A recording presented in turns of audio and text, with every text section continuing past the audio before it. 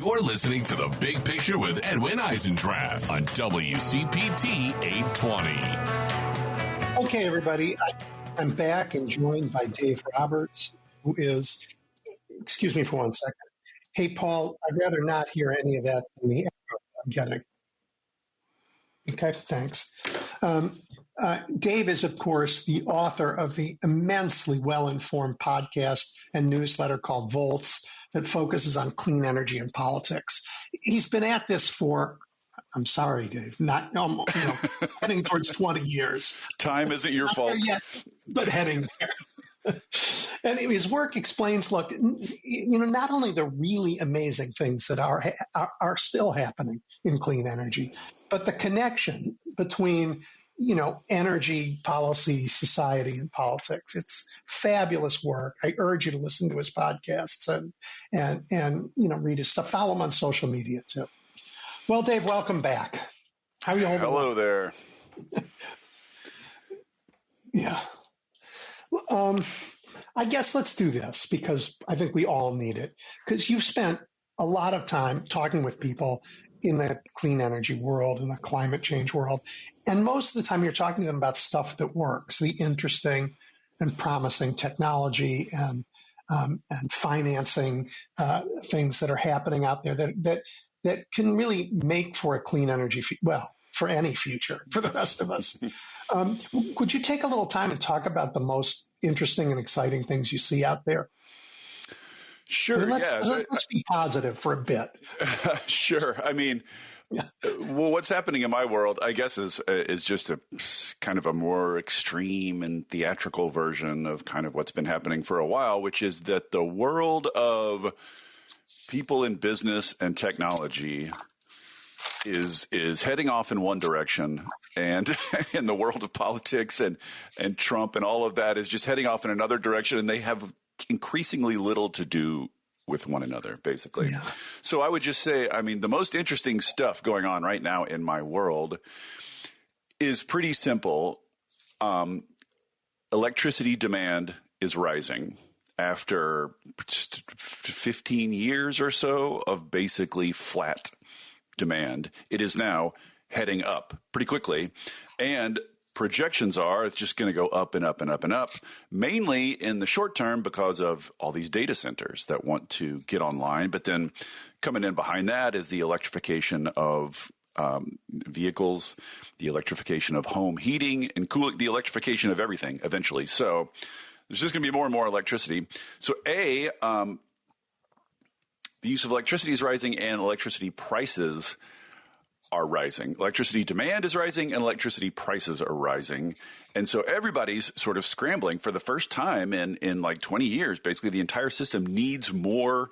We need to use what we have better and generate more.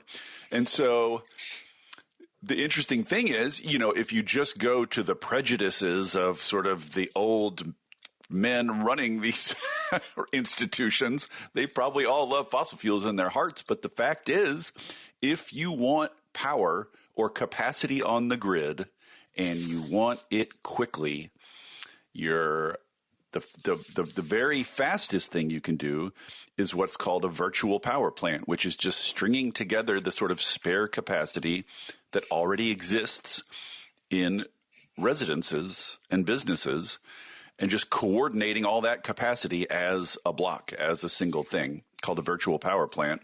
And then the second fastest thing is solar. And then after that, it's wind. And if you want a natural gas plant, the supply chain for that is jammed up until 2030 at least, if not further. And then, coal or nuclear takes even longer than that, more expensive than that. So basically, to summarize, we've got a bunch of new people coming on the grid who want a ton more electricity and have a ton of money, and clean energy is the fastest way to get it. So all of a sudden, the sort of ideology of all this, right? Like how you feel about climate change or, whether you have warm fuzzies about clean energy, all that stuff's going out the window.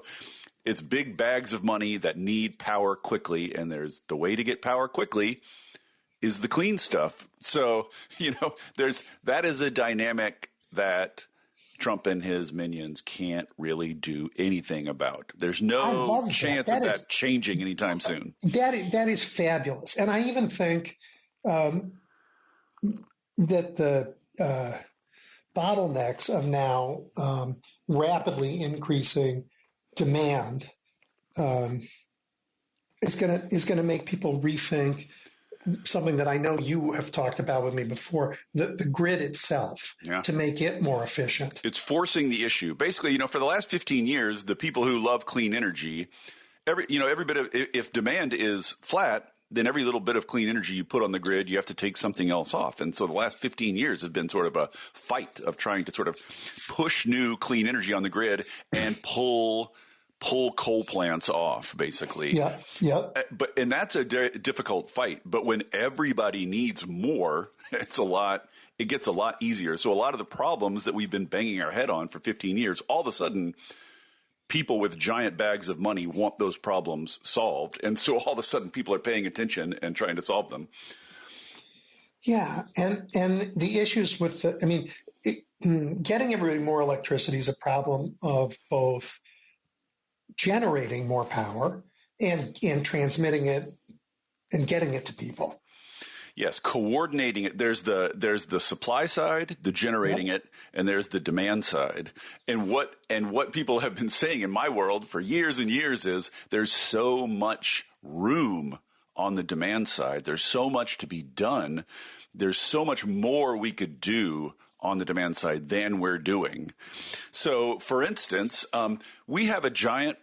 We have the U.S. electrical grid is running at about a 40% capacity utilization. That means about 60% of the time the grid we've built is sitting idle because, as anyone who follows electrical grids know, you basically are building the grid to supply the peak of demand, right? You have to build a grid that can supply the most demand you ever anticipate getting. Right. Consequently, most of the time, you're not experiencing that high demand, and most of the time, most resources are sitting around idle. So the very first thing you can do, absolutely the fastest thing you can do, is just reduce those peaks. Move some of that demand that's in those peaks, move that demand to a different time of day. Bada bing, bada boom, you've got a smaller peak, and then you can utilize the rest of your system more fully without building anything new. So a huge push right now is just more effectively and efficiently utilizing the grid we've already built. And that is mostly on the demand side, moving demand around. Wow.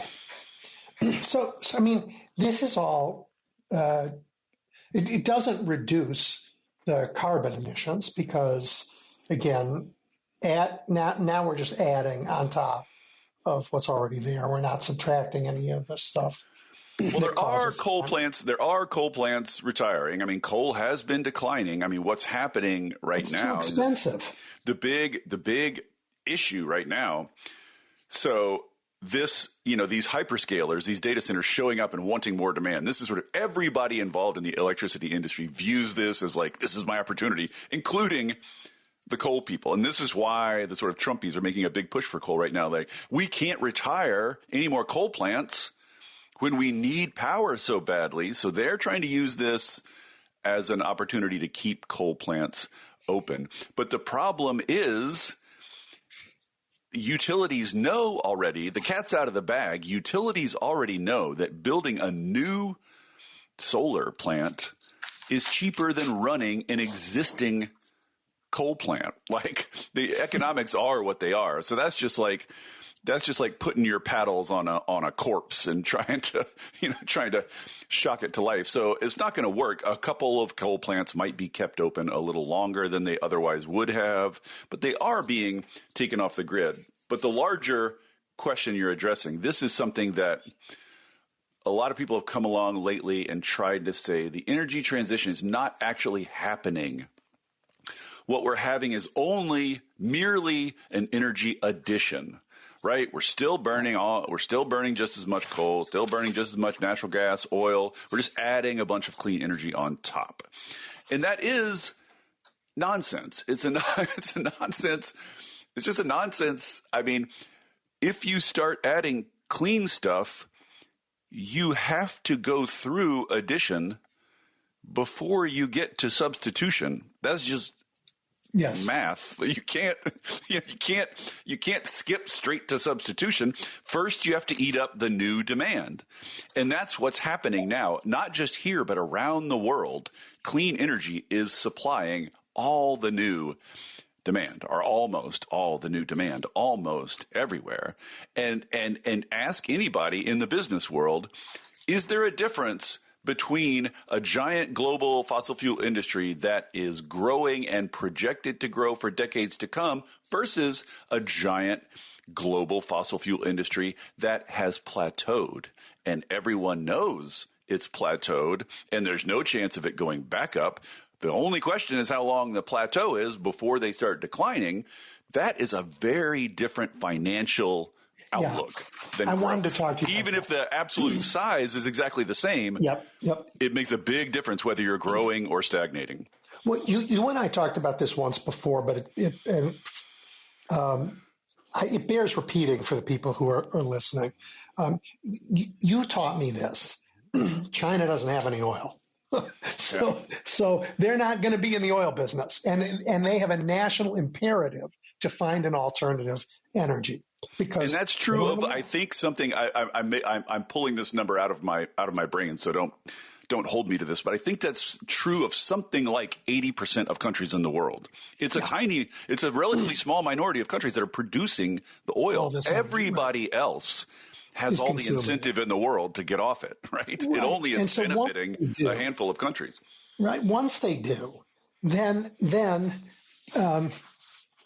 again, God bless the capitalists, but they will not be investing in oil companies because oil companies can't grow. It's already happening. Already investment in oil companies shifting towards paying out dividends. They're not plowing a lot of money into new exploration and stuff. You're already seeing signs of that plateau. Yeah, so that's reality. And then there's Trump world, where they are drilling, paving new roads through the glaciers in Alaska because there's an oil field out there somewhere. They are saying we are going to we have a, what do you say? What do you tell the UN? I mean, God, that was so embarrassing. I have a rule, was so embarrassing. Coal, you can only say clean, beautiful coal in the White House. I mean, just utter nonsense, right? But so the world he lives in is he's trying to tie America to an energy technology that one look at global economics tells you is going down. But here's what to keep in mind. I mean, from a certain perspective, you can see the logic, maybe not the moral attractiveness, but the logic at least of basically forming an alliance with the other oil producing autarkies or autocracies in the world and just being the last oil producer standing. That will make us money for quite a while. Oil's decline is going to take a while, and there's going to be people buying oil for many, many decades to come. Yeah. And so who's going to be selling that oil as the market dries up? And basically, it seems like our policy is geared toward basically we're going to be the last fossil fuel producer standing. And obviously that's a short-term thing, but newsflash, reactionaries are not systematic long-term builders, Yeah.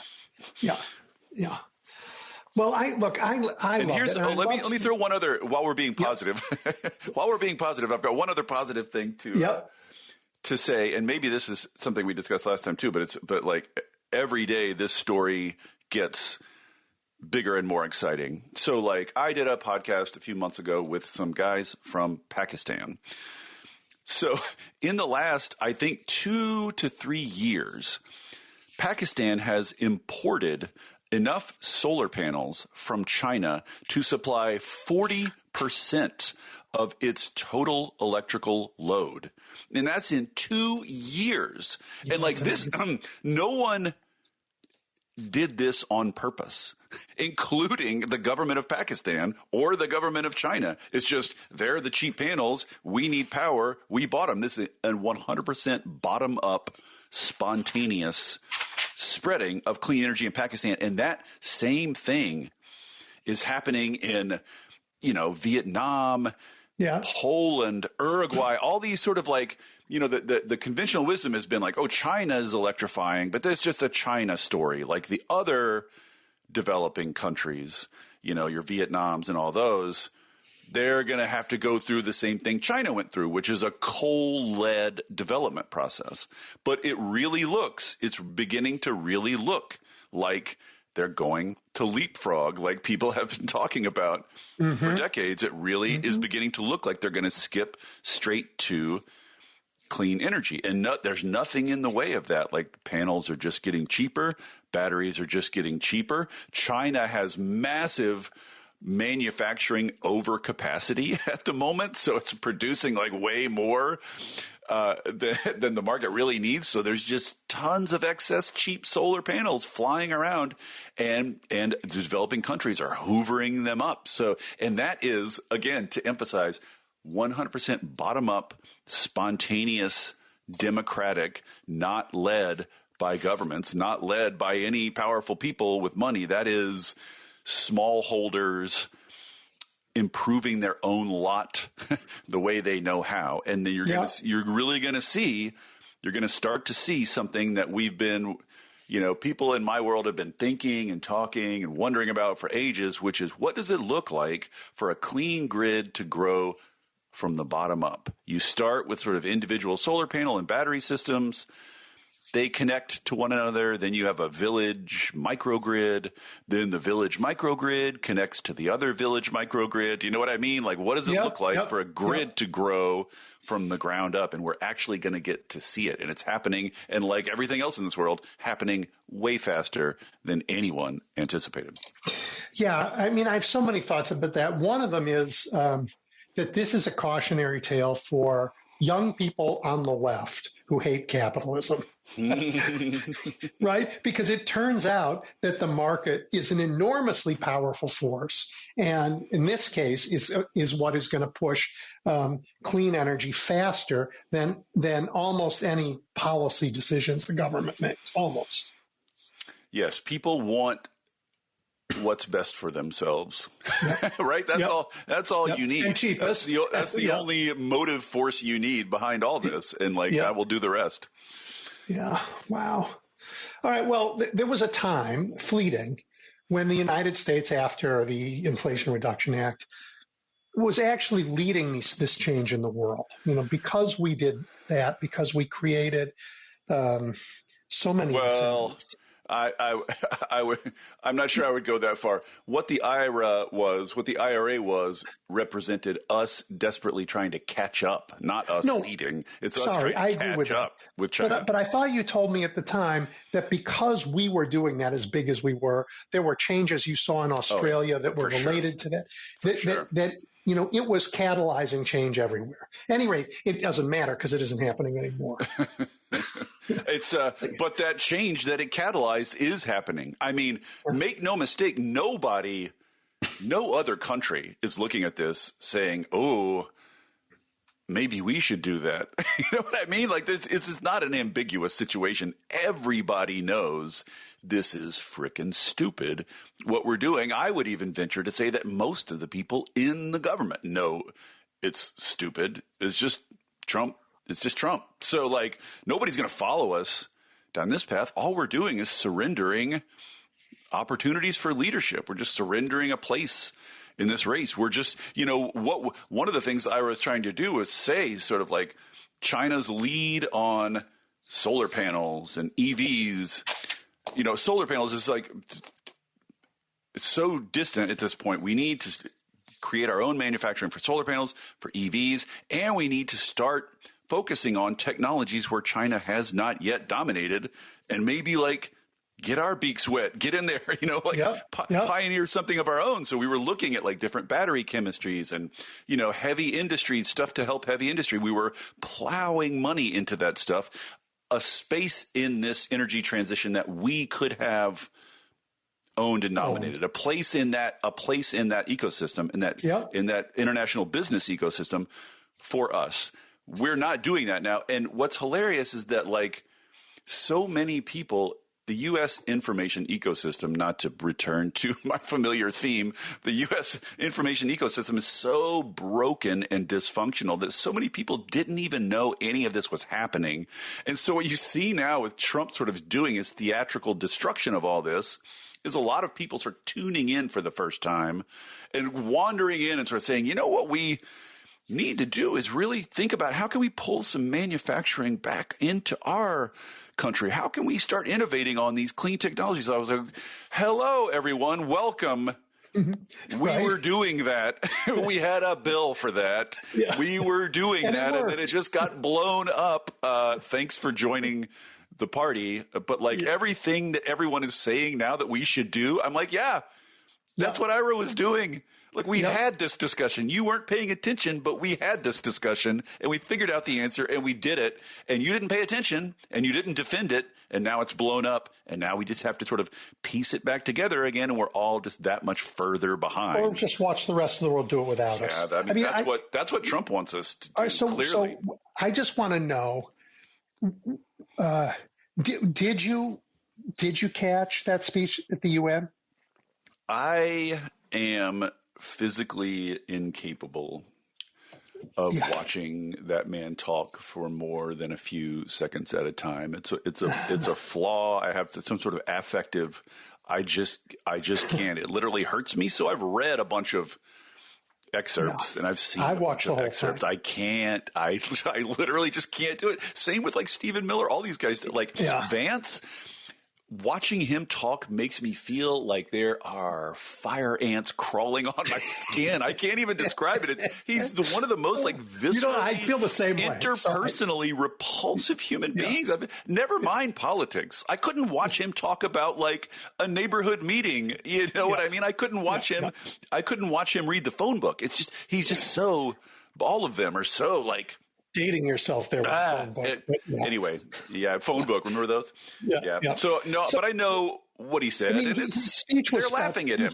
He's not convincing anyone. They're all laughing at him. I think that's right. I mean, he told the whole world they're idiots if they don't double down on coal and fossil fuels. He told the world China's manufacturing wind power plants and selling them to you, but they're a scam. That's why China's not installing any of them for itself. Which isn't true. It's just sitting there to you. China has more wind installed than any other country in the world.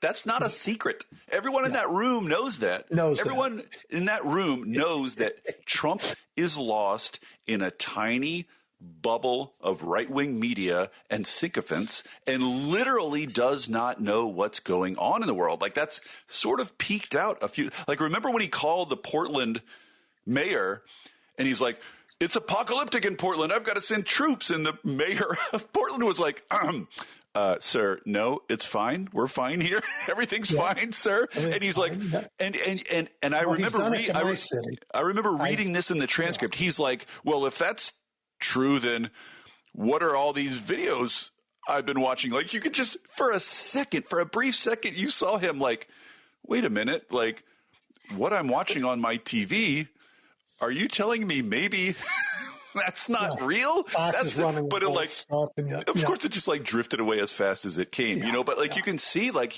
I even think in his pea brain somewhere, he's starting to think like, do I really know what's going on? Like, are people really telling me what's going on? Like, on my TV, it looks like Portland's literally apocalyptic, and yet all these people out there are telling me Portland's fine, and I don't need to send troops. Like, I don't know if he spends any time on those contradictions, but, like, you know what I mean? Like, the bubble he's in is just becoming more and more and more visible and sort of embarrassing to everyone. Yeah, but it's also dangerous. I mean, I'm living in a city where it's happening, and it's terrible.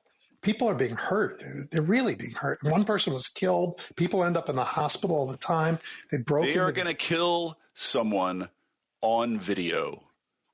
That's correct. That is my dread and my prediction. And that will, at this point, I'm tired of saying, hey, maybe that will actually jolt people into. You mean they'll kill an American on video? Because they've been killing an American citizen, in the Caribbean and killing people all the time. Yes, killing someone that America cares about, i.e. a white American protester. They're going to kill someone, who's like telegenic in the way that you have to be to get on TV in America. And it's going to cause something like people don't like, his approval ratings in the toilet. People don't like this. No one likes this or wants this except for like Stephen Miller, basically. Like that's the thing that's the remarkable thing about what's happened to our country is just this tiny cabal of nutbags have gained almost total power. And there's this whole system around them that was literally designed to prevent them. And it's just laying there. So why can't we pick off? We picked off in the whole country, and I don't mean picked off like shoot. I mean like it's got 3 Republicans in Congress, 3, just 3, to say I've had enough of this. Then it would be over. I mean, It's like how is that so hard? Yes, I mean, I say this online a lot too. I have no patience for. People yell at Democrats a lot, and they should. Yeah. Democrats are very worth yelling at. But let's all just remember that the people who had the most power then and now to stop this is the freaking Republicans. Like, they're human beings. They're adults. They're making choices. They're making bad choices. They should be held accountable for the consequences of their decisions. It's not, it's not everybody else's fault that they can't clean up after them. Yep. But we are cleaning up after them and having to resist more damage. I mean, think about the 21st century, Edwin. It was the office of the presidency being stolen for Bush. Bush screwed everything up. Obama came in and cleaned it up. Trump screwed everything up. Biden came in and cleaned it up. Yep. Now Trump is screwing everything up again. Like, this cannot go on. It's so, among other things, it's become so gendered, right? Like, angry, unaccountable dad filled with rage, and then mom who comes along after him and picks things up and patches things up and makes things okay and makes sure everybody is all right. Like, we can't keep doing that. The swing back and forth is getting too extreme. Like, something's got to change in that cycle. Yeah, well, I think we are in it changes one way or the other. This is it's been brought to a head in this administration. It's been brought to a head in my city right now. And I wonder. I mean, what do you think's going to? I mean, I have no idea. I'm so completely unable to predict the future at this point. I have no idea what's going to happen. Either they win and our democracy's over, or they lose.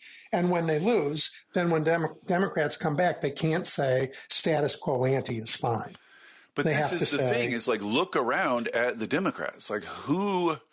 That's when everybody talks. I see people online talking about, like, when this is over, we rebuild all this. Like, but rebuild with who? With what? Oh, I'm not worried about that. Like, who are the revolution? Who are the big new? Who are the people who are thinking big new thoughts in the Democratic Party? Like, there's a tiny handful. No, there's a huge handful. They're all over the country. They're just not in Washington. And that's okay. We'll have a primary. We'll pick a candidate who is not from Washington. There are governors who are doing pretty good stuff. There are state legislators doing great stuff. There are people out there demanding that they do better and pushing them. Even pushing people in red districts, which is going to be something. But this is the thing. And tell me, like, this is the thing. The only in my lifetime, and it is fully 20 years now, I regret to inform everyone that I've been at this. Like, the only thing that has managed to bring the fractious left coalition together in my lifetime is opposition to a Republican that is destroying everything. But, like, after that, what? What is the new vision or new ideology or new institutional arrangements or whatever? Like, what rebuilding what? Like, I don't see any agreement. I mean, I still see like the centrist faction fighting with the left faction and the Palestine faction fighting. I still see everybody just fighting on all the same lines, battle lines they've been fighting my whole life. I don't see any new unity on the left around something new, I guess. I mean, maybe this is just me. Maybe I'm just not seeing it, but like, what is it that we're going to build when we get rid of these people? Yeah. I mean, I think if you look at the polling in America, there is an enormous agreement on very big issues, enormous agreement. I mean, like 60% on very big issues across the country, which says to me you can build a governing majority in America to move us forward. And what does that look like? Well, it looks like you take steps so that the economy doesn't just work for the richest people, right? You get rid of the tax giveaways to the richest Americans, and you say this gap between the oligarchic class and the rest of Americans is not sustainable in a society, and certainly not in a democratic society. I guess I agree with all that, but between us and that, like right now, what they've done is rig the game horribly, rig the game to the point. I mean, this is why they're running. Well, that's things why we have to now. get rid of Citizens United. They've been a minority for a while now. They haven't won. They've been a minority for a while now, so they only win because of all these distortions in our government. The Senate, the Electoral College, all that, Citizens United, all the money, all the power of the oligarchs, et cetera, et cetera, et cetera. So for us to do those substantive things we want to do, we need to gain power, and to gain power, we have to change those procedural things, right? Like we're operating with one hand tied behind our back now, but then like we came Joe Manchin and Kristen Sinema close last time to change those very things. How close is that? Do you really think we're going to take the Senate in 2026? Like to take the Senate in 2026, we would have to win basically like 5 races that are like that are like the Manchin race, like with 5 races in hostile places. I don't think we win the Senate. I think we come close. I don't think we win the Senate this time. I think we win the House, and that is going to change the dynamics enormously. Because you and me and everybody else who isn't in Congress is going to be all over those members of Congress to have the spine to say, I'm sorry, this is something we are not funding. We can. Let me give you an example, just something for everybody to be mad about, because I know people need more things to be mad about. So here's one thing you would do if you genuinely thought today's Republicans are enemies of the United States. They're destroying this country.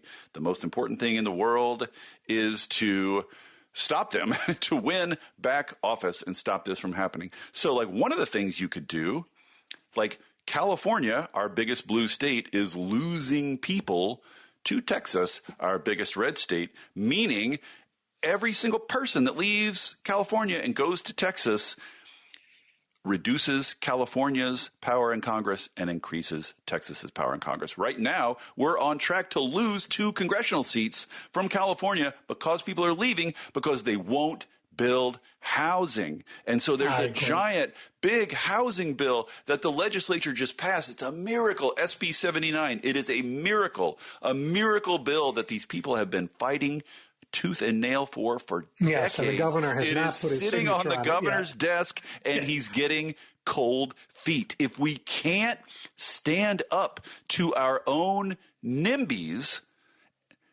how are we going to build a brand new? How are we going to defeat the Death Star and build a brand new? And I hope Californians like if we can't do that, and that's the same every blue city across the country. Every one of them ought to be like the one thing we know, one law of political science that is a regularity that we see over and over again is that density produces Democrats. It is almost mechanical. The more dense an area is, the more blue it is. That is like linear, and it holds everywhere, even at the city level, at the macro level, at the micro level, which means every Democrat in the country has a tool at hand to produce more Democrats. Densify, build more housing. And are they doing it? Are they doing it in blue cities? Are they doing it in blue states? So how committed are we really? You know, it's easy to say, yeah, let's fight in the streets, let's fight the tyrants. But what if we have to say no to a Democratic constituency to do something? You know what I mean? Like, what if we actually have to prioritize things and tell some people no and have some of these internal fights? Can we do that? Like, you know what I mean? My life experience tells me we can. You know, at one point in my life, when Clinton was president, I was running a HUD in the middle of the country, and the Chicago Public Housing Authority failed, and we took it over. I mean, it was an amazing thing. Reagan had tried to do it and couldn't do it. We did it, and I got people to support it, and we fixed an enormous problem there. But in Springfield, Illinois, same thing. Their housing authority was violating civil rights laws. And they had a mayor that was very popular, and he was not about to push the housing authority to invite the civil rights laws. And they had a congressman at the time who later became my senator, Dick Durbin. And I remember I called Dick Durbin and said, Congressman, you have a housing authority in your city. They're violating civil rights laws.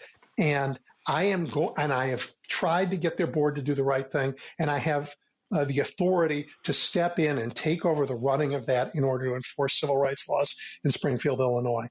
And Dick said, go ahead. And we did it. And it was not popular. And now it, of course, over time became very popular. Well, here's a test then. We have right now some very young, charismatic, pro-urbanist, pro-housing leaders running for mayoral slots or in mayoral slots right now. You got Mamdani, big urbanist, big housing guy in New York. In my hometown, Seattle, Katie Wilson, who I'm interviewing on Monday, is big on Seattle's housing. Had a housing problem forever. Yes, Michelle Wu in Boston. So let's let's see, what do the Democratic establishments in those cities do to those mayors, right? Like, let's see if the Democratic Party can actually do this and not shoot itself in the foot, because those city machines are big and they're captured by old, white, wealthy NIMBYs, all of them. So let's see if we can do this, right? We'll have some examples right in front of us real soon. And I think we can do it. I think we are capable of doing difficult things. If we're not capable of doing difficult things, we shouldn't be in charge of the government. I mean, absolutely. What everybody should be thinking about right now is like the federal government is like lost to us. Everybody should be thinking, how do we get it done? If you want to show America, right? If you want to demonstrate to America, here's a different way. Here's what we would do. Yep. Do it. Then do it. In blue cities and blue states. Do it aggressively now. Like, whatever your reservations or your fears, like, now is the time for heroism. Do big things in blue cities. Yeah, I mean, the Republicans are doing it in their states. They want to show America what it's like to live in states where there's no abortion rights and barely any civil rights. And your kids' genitals get inspected regularly. And your books are banned. And your books are banned. And they're showing what that's like. Right? So we should show them a better world. Well, what they're showing is, here is some violence against marginalized communities done purposefully for the camera to create fascist theater. That's what they love. That's what they want to see. That's what they think America wants to see. So let's have these two examples, right? Let's do blue cities where we can have nice things and build housing and have some walkability and have some public order, and let's have decent, transit that not just poor people ride, all these things. Let's make nice cities, and then let's say to America, like, do you want this? Do you want fascist theater? Or do you want nice cities, and then let them choose? But we have to make the cities nice to do that. The opposite of what you said about, like the Democrats have only been able to unify around the threat that they see in the Republican side.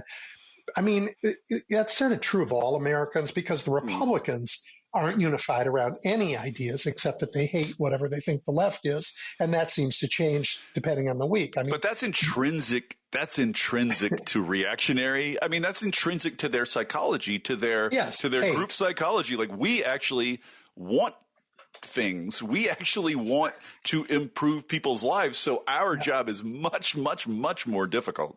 Yeah, I agree with that. But I mean, my gosh, every week they think of something else they got to hate. It's just such a bore. What were they mad about? It's Bad Bunny playing at the Super Bowl now. Yeah, I can't stand Bad Bunny. I don't. It's not my thing. But it would just never occur to me in a million years to get upset about that. Even if I don't like Bad Bunny, like, why do I care? These guys just get up in the morning and they're like, what can I be resentful and sour about?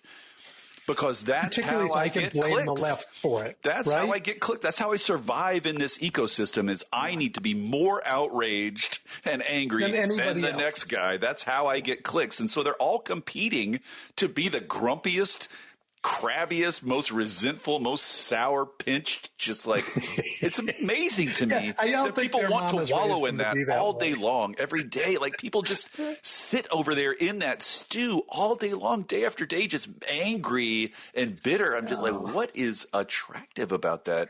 No, and you know what? We have to have one other thing that frankly the Republicans for many years were better at than Democrats, but it's time, and I think we're beginning to do it. We have to be more fun than they are. Yeah, we got real unfun. I mean, for a while, yeah.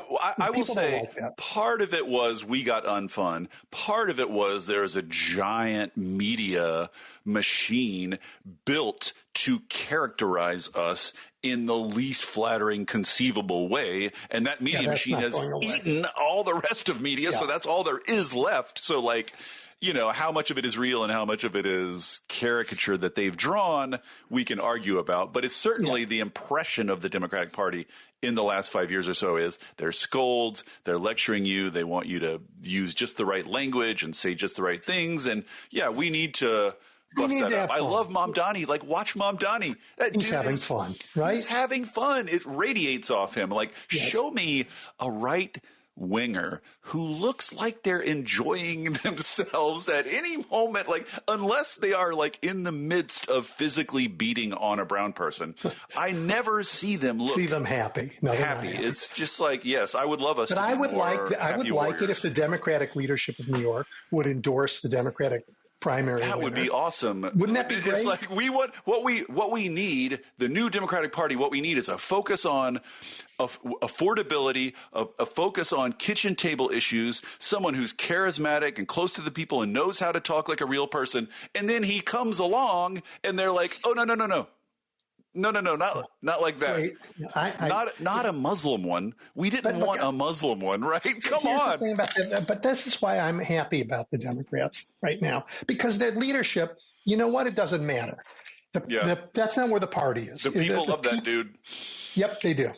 They do. And it's same with Michelle Wu in Boston. It's the same with Katie Wilson in Seattle. Like, these are not Democratic establishment politicians. They're quite often running against the Democratic establishment, but they are young and they're fun and they care about cities and decency and not just rounding up homeless people and herding them into prisons somewhere. They care about liberal values, and they are living those values in a way that makes other people want. Like, it's social signaling. Like, everything we've seen in the past 5 to 10 years is basically vice signaling, right? Like, be your worst self. That's what everything is telling you right now.